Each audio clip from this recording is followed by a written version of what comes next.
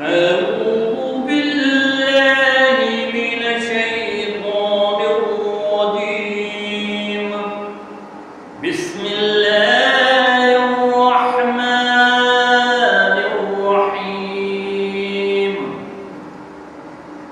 يا أيها المدثر قم فأنذر وربك فكبر وثيابك فطهر والرجز فاهجر ولا تمنن تستكثر ولربك فاصبر وإذا نقر في النقور فذلك